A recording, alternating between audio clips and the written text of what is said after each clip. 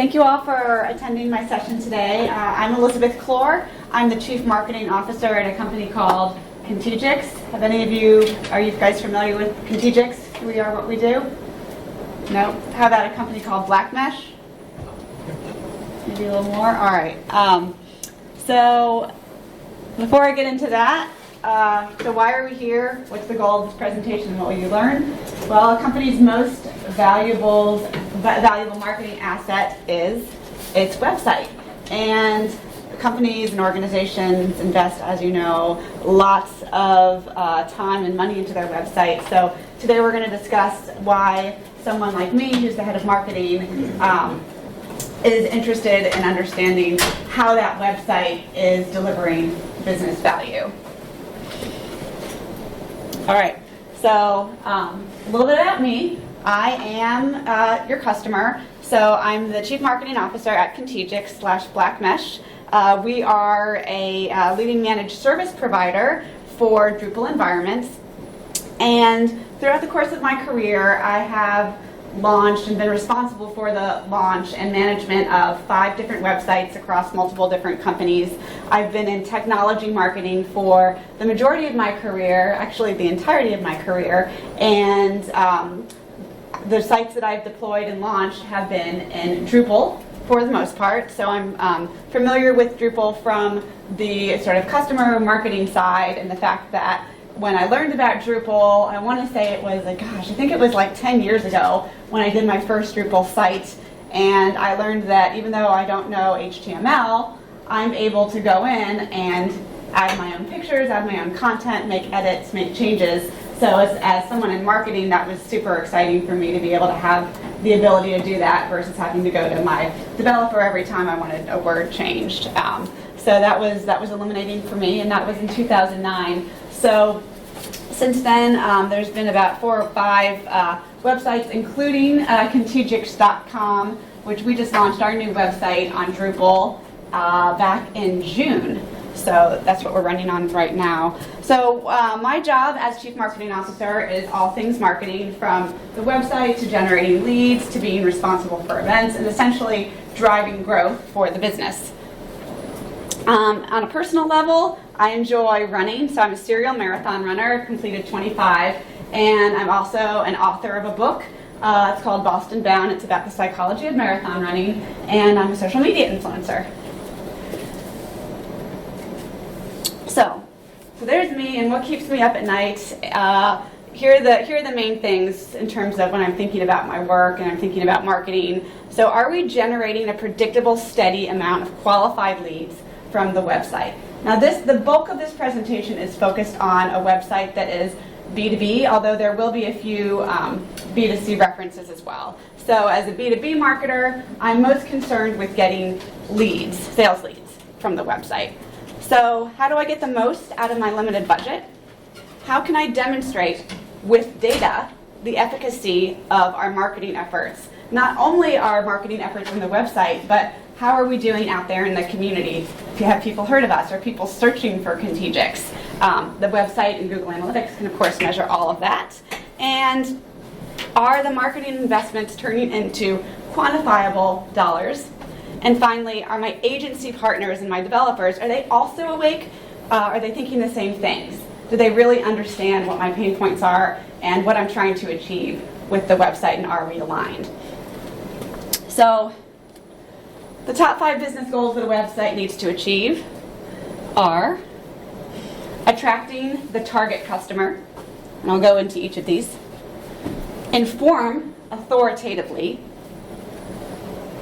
engage and track visitors, convert qualified sales leads, and then measure marketing and the business efficacy.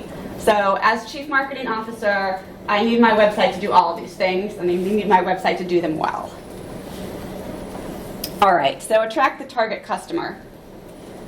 So this chart is taken from HubSpot, which shows some benchmark data showing that obviously the first largest source of website traffic for most websites is organic, www.website.com. Second most popular is through a search, through an organic search. So how can we make sure that the website is search engine friendly, and that when people are searching for not just Contegix, for anything related to what we do, that we are on that first page. Because if we're not on that first page, we're not getting the traffic that we need. So search engine optimization. This is something that I've been entrenched in for the past, I want to say like 10 to 15 years of my career. And this discipline of SEO has evolved and changed, and the Google algorithms have changed significantly over time. It used to just be, oh, you got to put the right tags on, you have to make sure that you use the keyword over and over again, and then you're good. But Google has gotten so sophisticated that it's no longer about keywords, it's about content. The majority of the efficacy of your search engine optimization efforts will be, does your website answer a user need? So we'll get into that in a little bit. So, however, none of your SEO content creation will really work if your website, if the nuts and bolts and behind the website aren't properly in place. So here's a list of what I would expect my developer to do when they're building my site and when they're maintaining it, so that when I'm investing a lot of my team's time and money in writing SEO-friendly content, that content has a great chance of being found because it's a Google-friendly website. So just a few things I'll call out is, of course, optimizing the titles, URL, and descriptions. That's kind of SEO 101. Is your website mobile-friendly? Google will dock you if it's not. Errors and redirects. And then ensuring a faster page load time. And page load time is important because it ensures you have a better customer experience.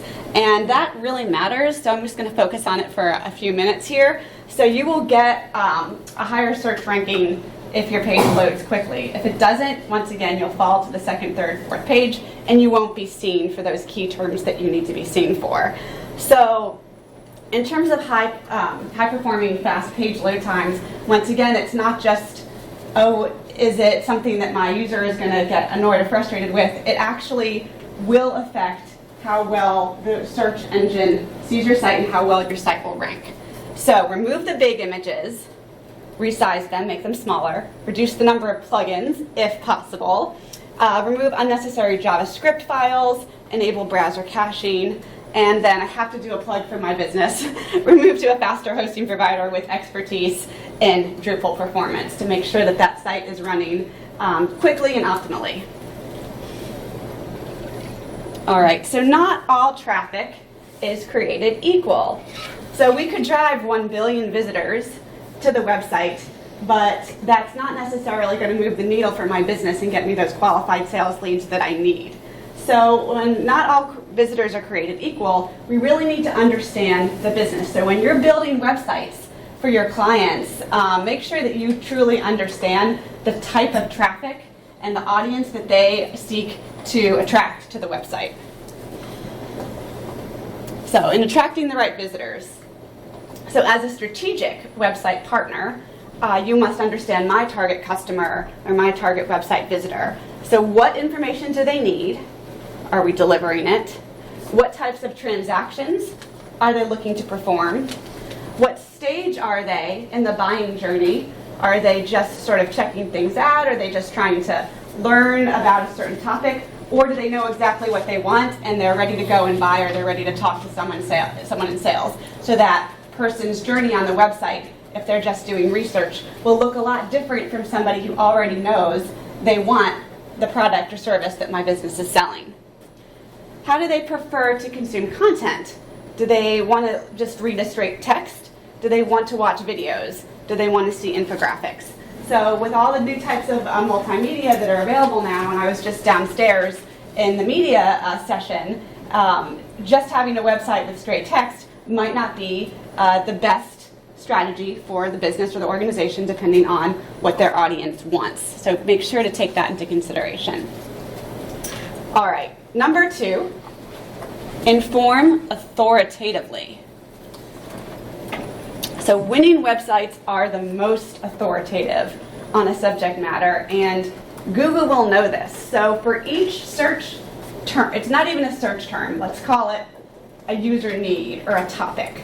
For each user need or topic that someone is searching for, Google has identified the top 3 sites that answer that. And in fact, they have those little snippets, I'm sure you all have seen, that before you even get to the results, you'll get your answer that you're searching for in those snippets. So that's kind of the holy grail of SEO, is to get into that snippet. And if you're not in that snippet, to be one of those top 3.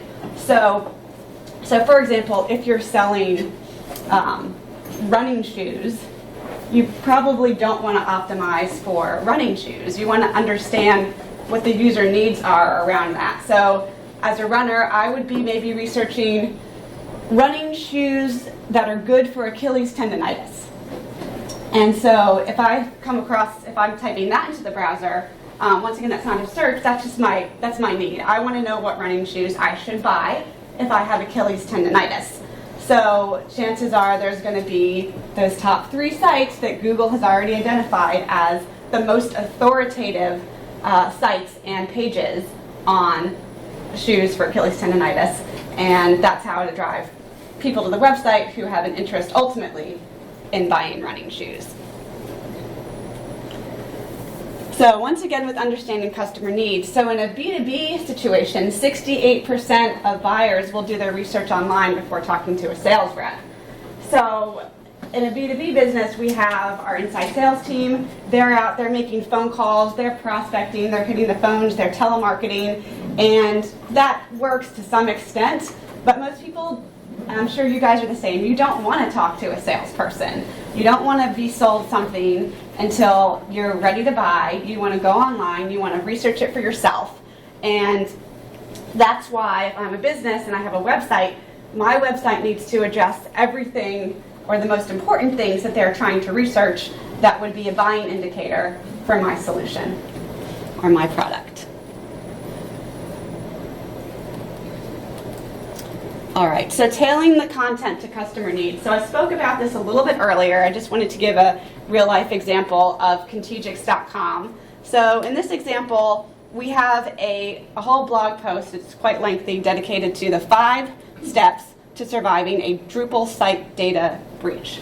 So if you are concerned with the security of your Drupal site and you suspect you may be in a data breach type situation, and that's what you're searching for, and that's what your user need is, the first result that will come up is from the Drupal Association, which makes sense as the ultimate authority on Drupal. But the second page that will come up is a Contegix blog post that my team wrote on how to survive a Drupal site data breach. And then the last point I'll make on this is that as marketers, we work really, really hard to understand who our competition is, and we sort of put our marketing strategies in place to make sure that we're differentiating ourselves.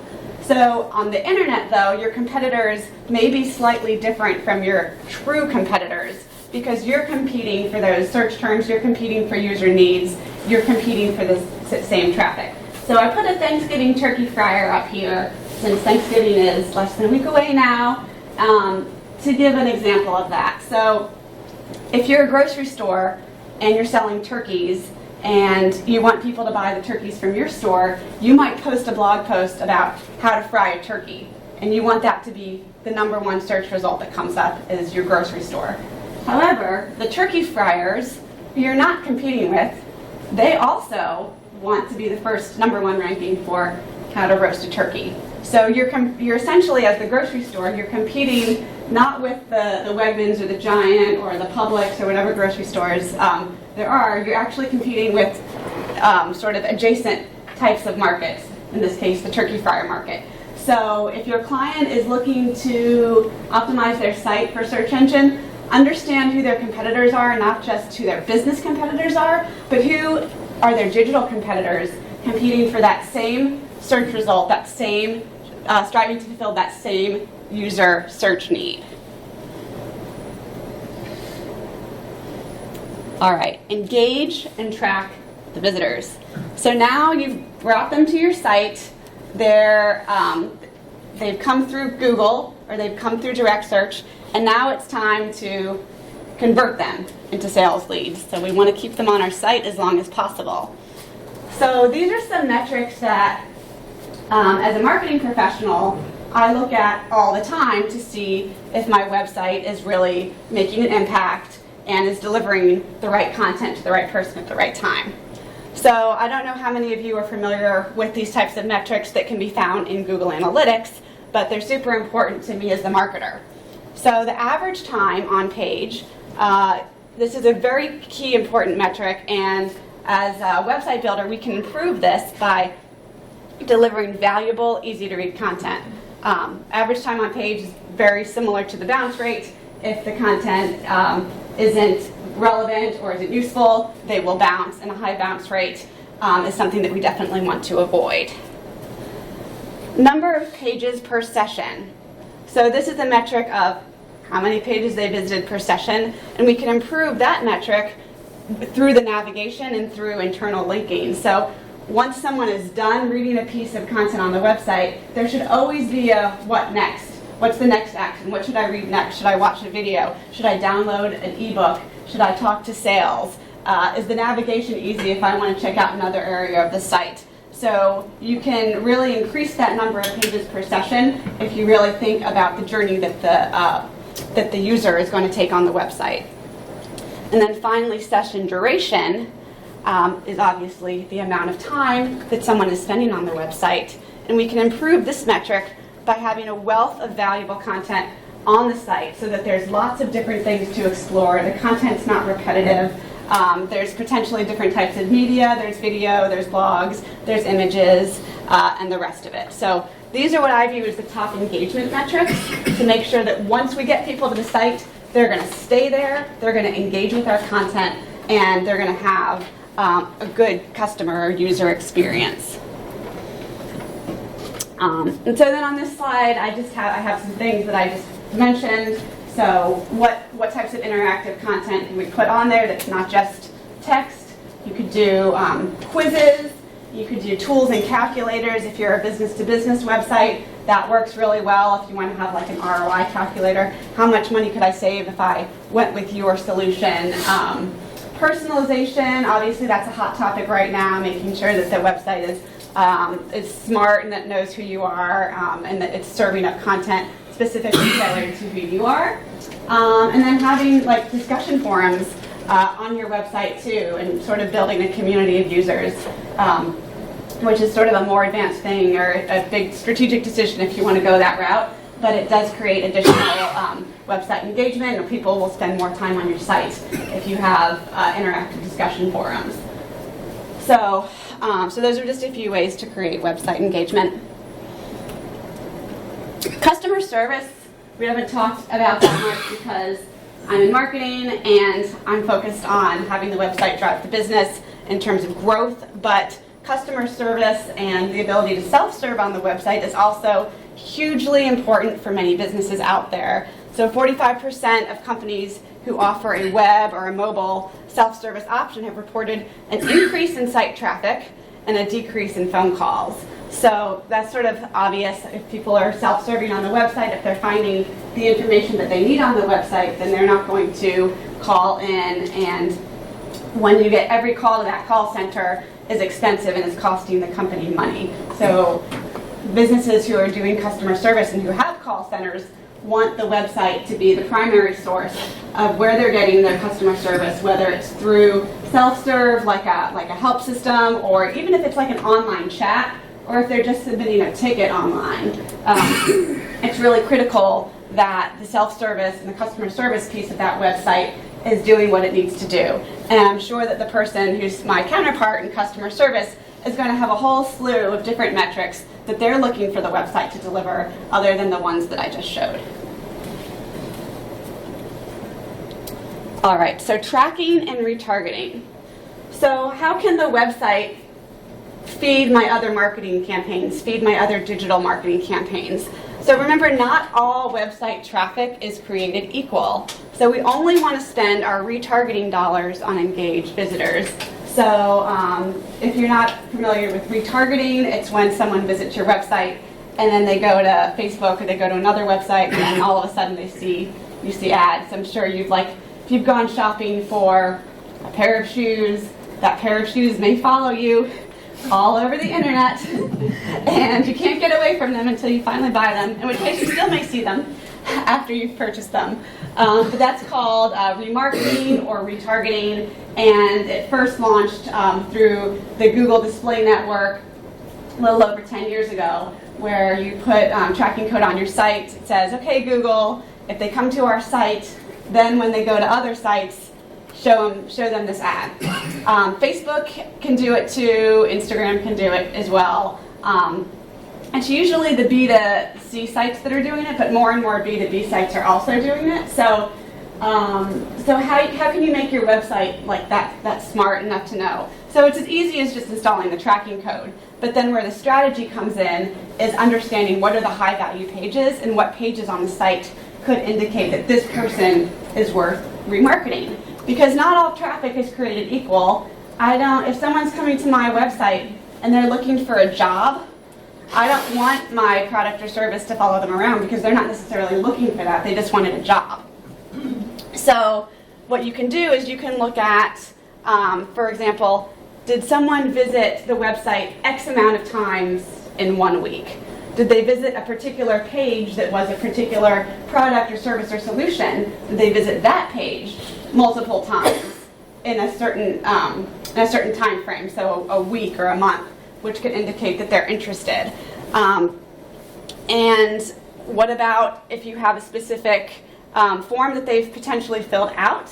Google can know about that too, but they haven't potentially talked to sales. You could retarget them. You could also retarget your current customers.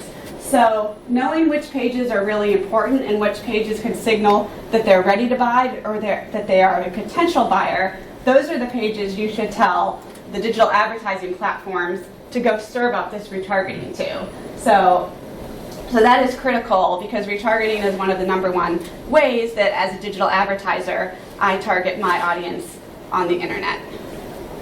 And that obviously costs money. So here the strategic decision you make around who you're targeting, the more people that you target that are irrelevant, the more money that you waste. And that goes right to the bottom line. Similarly, so the website can drive your remarketing and your digital advertising strategy that way. Your website can also drive your email marketing strategy. So for known visitors who have potentially already filled out a form or who you already know what their email address is, you can use the website data to understand their product interest and then add them to an email nurture stream. So a few years ago I was working for a company that we had manufacturing quality control software. So we served multiple industries. We did the food and beverage, we did aerospace, we did automotive, and the needs of someone in the automotive industry is very different than the needs of someone in the food and beverage industry. So when they would come and visit those different pages on our website, we would then put them into an email campaign that would throw them out content about different, for example, if they were in food and beverage and they visited the food and beverage page, we would then email them like white papers and reports about quality control in the food and beverage industry, the regulations that they needed to comply with, etc. So even though they're no longer on our website, when they were on their website, we got their information and now we're emailing them. You guys have probably had this happen to you before. Shopping cart abandonment. You go in, you type in your email address, you're ready to buy, and it's like, ooh, do I really want to spend $2,000 on a treadmill? This is really actually me. So I was like, okay, I'm going to do it. I'm going to buy a treadmill. I had the treadmill in my cart, I put my email address in, I picked out the model that I wanted, and then I was like, click here to buy. I'm like, $2,000. So then I didn't do it.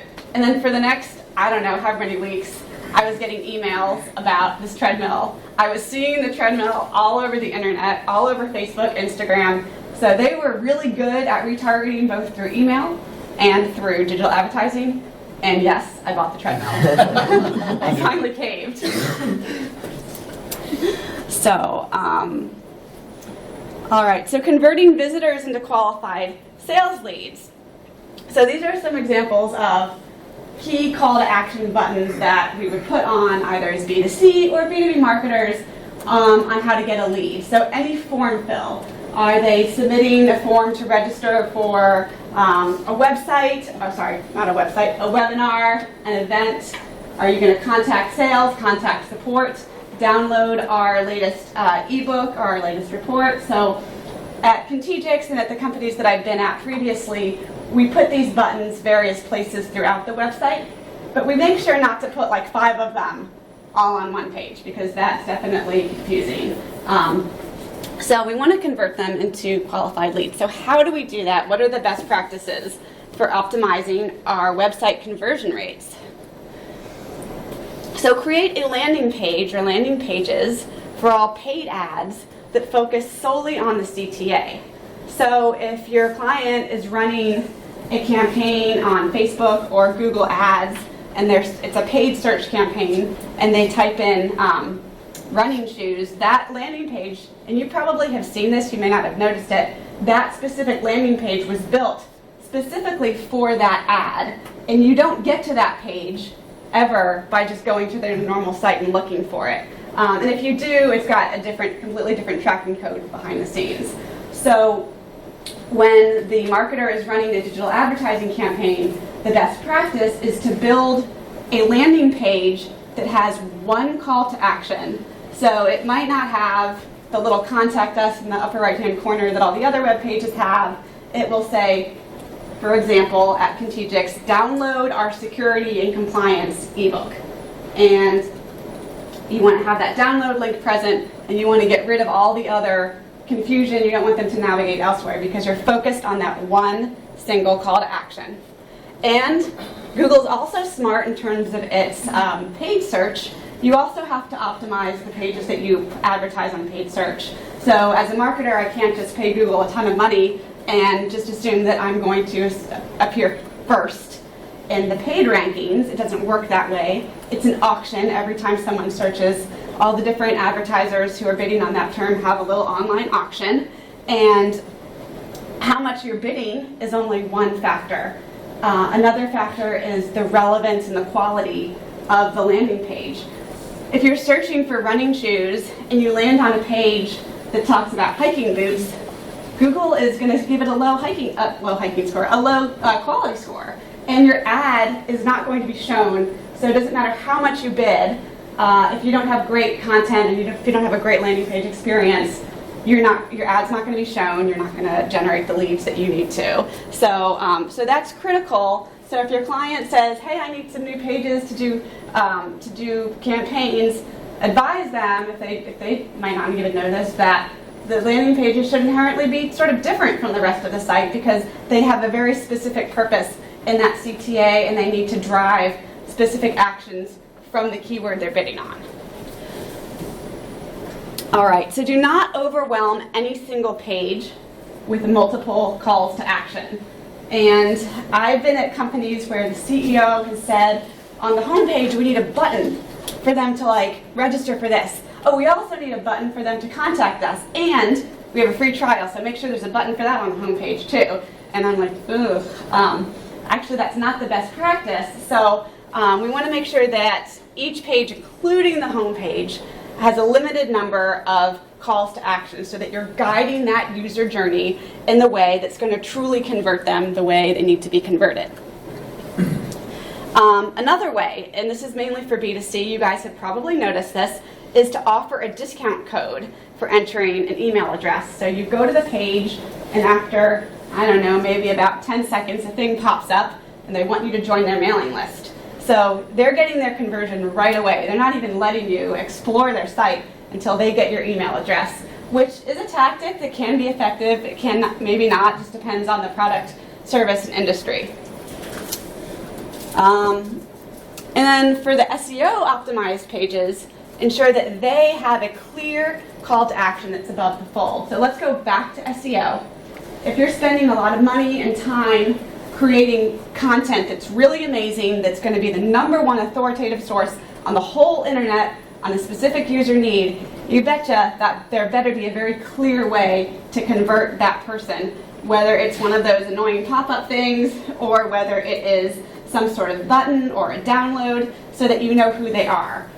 Because there's a lot of as I said, investment in SEO, so you want to make sure that you're capturing the folks that land on those pages.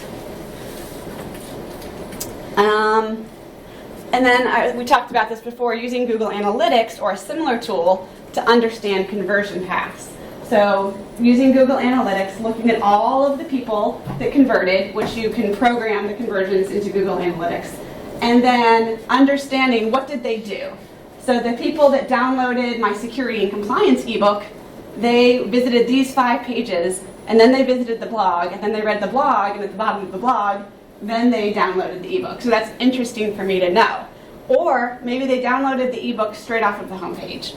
So understanding where those conversions are coming from, how many pages do they look at before they convert, can really help drive the strategy.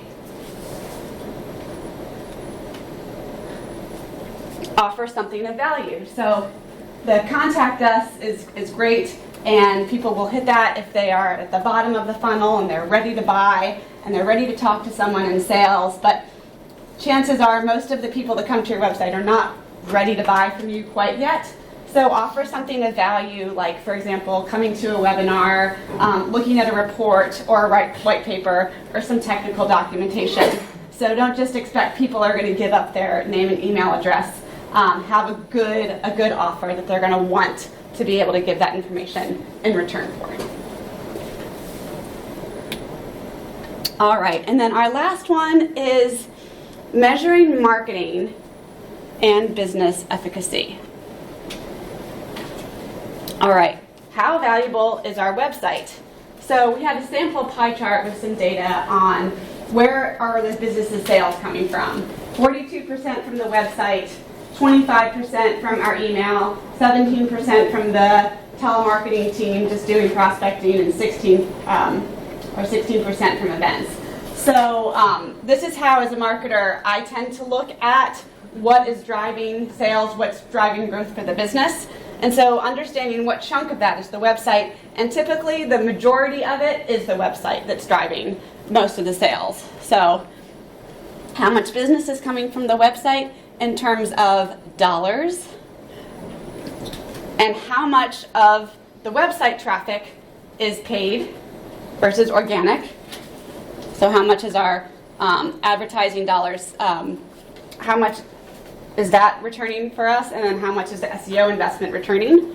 And then how does the website compare to other sources like events, email, and prospecting? So this is the type of chart that I would potentially share with our board of directors or my CEO on how we're doing in terms of growing the business and where the business is coming from.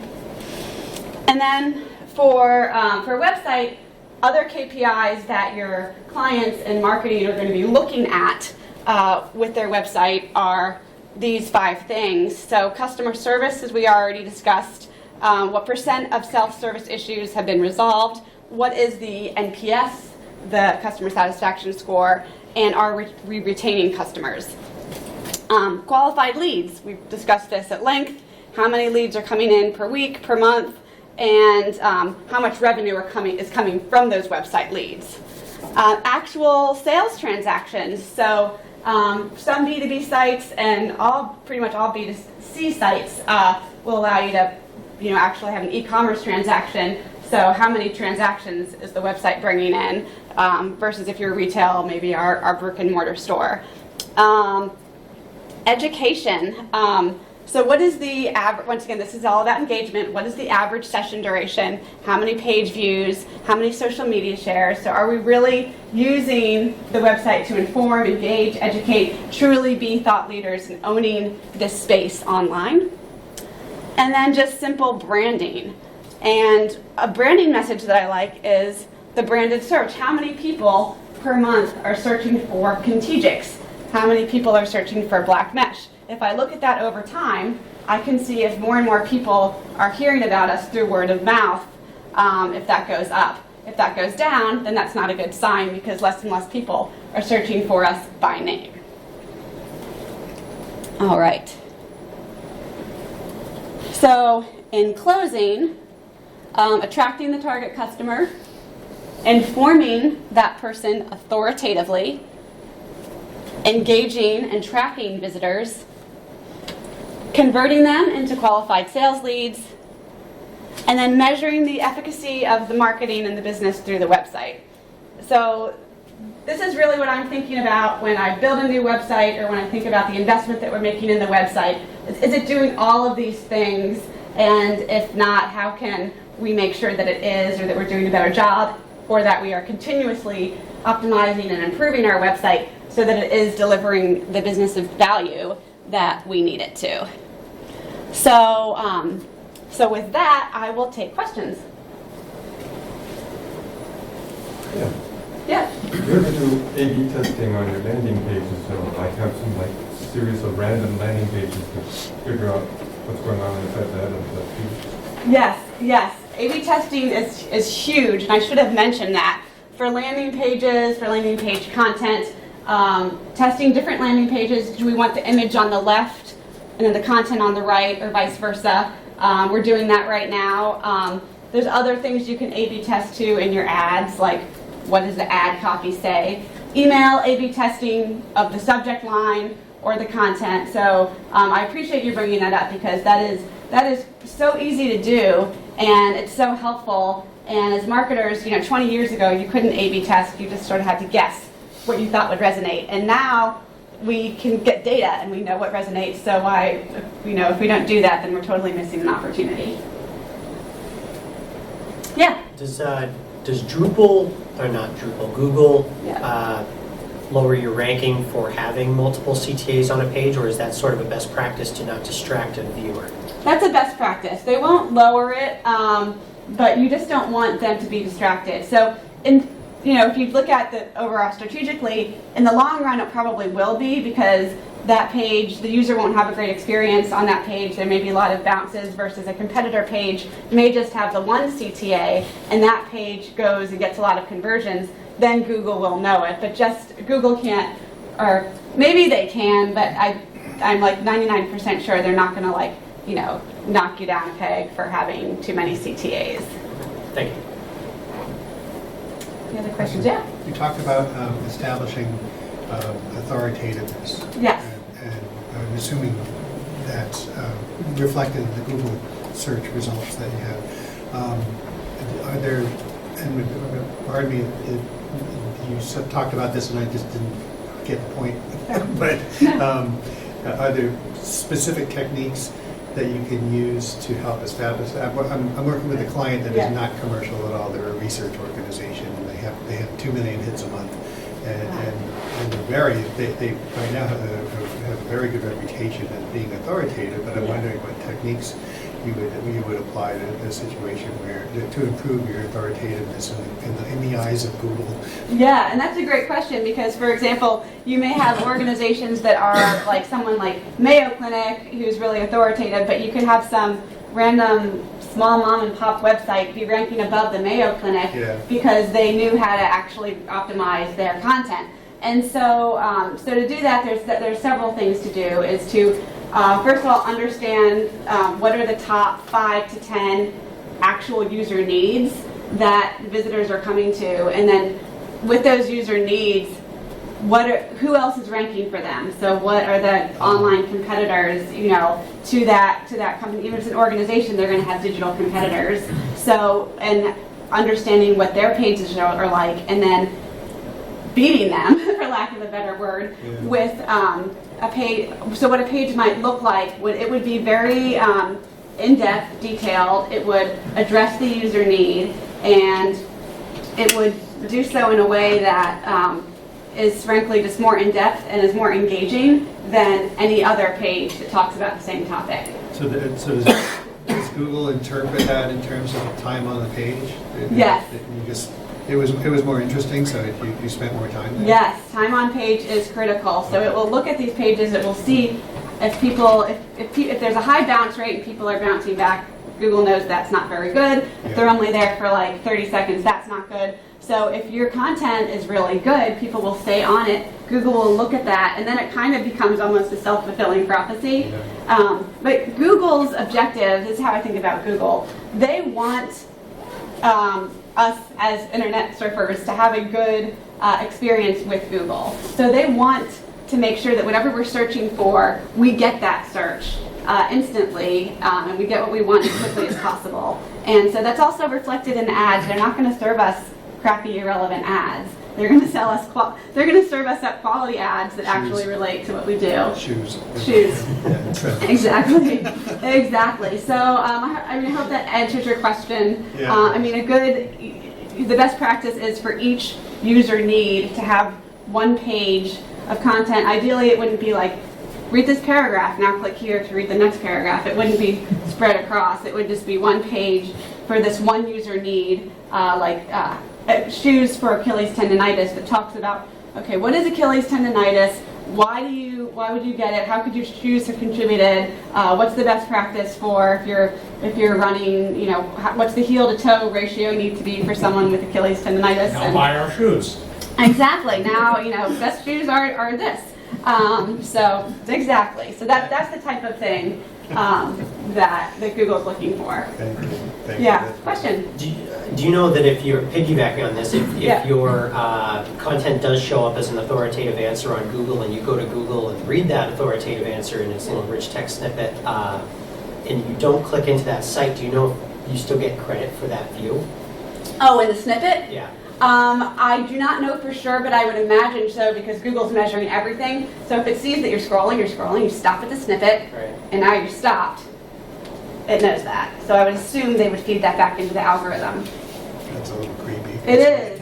Google knows all. Google really does. Google and the remarketers. Yeah, they get creepier out here. Does Yeah. nobody turn that off? Like stop Google? Not that I know of. There's, you have like the GDPR, are you familiar with the GDPR? Yeah. The General Data Protection Act, which was passed over in Europe, that's why all the websites say, we have cookies, and now you have to say, oh, I accept the cookies, is because you have to sort of allow the website to track and use your information. So on one hand, there's a trend in sort of becoming more and more regulated, but then on the other hand, you have sort of fighting that. It's sort of like the Googles and the Facebooks of the world wanting to use your information for marketing, and it's just sort of a philosophical debate. My personal perspective on it, not just as a marketer, but I'm going to be on the internet, and I know I'm going to see ads. So if I'm going to see ads, I would rather see them for things that I'm actually interested for, could actually make my life better. And I've bought things that I've seen on Instagram and Facebook ads and remarketing ads, and they have made my life better. So I'm going to see ads, might as well be relevant. Sorry, that's a long answer to your question. It's very interesting. It's sort of like a big sort of ongoing debate in the digital marketing world on data privacy, and Facebook has made some changes, and obviously Facebook has come under fire for the way it's using its data. Facebook, they will deny it, but Facebook does listen to you. So if you allow Facebook or Instagram to access the microphone, it does. So I will tell you a true story. My husband and I, we don't have any pets. I'm allergic to cats and dogs. So I whispered to him one night with our phones in the mother room, let's pretend that we have a dog. And so then we started talking about our dog, and that we got a new dog, and that we need some dog supplies, we need dog food, we're looking for a vet. And we just started having these conversations at our home about having a dog. And now, it only took 2 days. It took 2 days to start seeing advertisements for doggy beds and doggy treats and doggy toys, which I had never seen those ads before. And we were sure, we didn't search any dog websites. We did not do anything other than simply talk to each other. You know how to turn that off? These services deny this. Google has come out and denied that they do this, and Facebook as well. But there's videos that. everywhere of it being proven. Oh yeah. Otherwise. My wife's been trying to Exactly. convince me that Facebook has been listening to her, and I'm like, no, that can't be. It is, yeah. My husband and I kind of. I was just talking about this on my page. When you click Exactly. the accept on those permissions, Yeah. you're just putting your Yeah. device Yeah, up to I mean, you everything. can go back into the settings, into the app, and say, no, do not allow Facebook or Instagram to access the microphone. But then if you want to record a little selfie video of yourself talking, you can't do it. So if you want to really use the platform, you kind of have to agree to it. So it is creepy. But once again, my thought is I'm going to see ads. I'd rather see ads for things that I'm truly interested We in. just need to develop an alternative platform. Yeah, we need something. let's all, like in this room, just develop do an it. alternative. Yeah, exactly. I say the most irreverent stuff in my spare time, and it's, I really just don't want like Facebook listening to what I say in my own house. Yeah, yeah. I've seen counter proposals where people have suggested instead of like, well, we can't shut off the ads, but you know, reshare and buy back information of if they're selling our data in mass.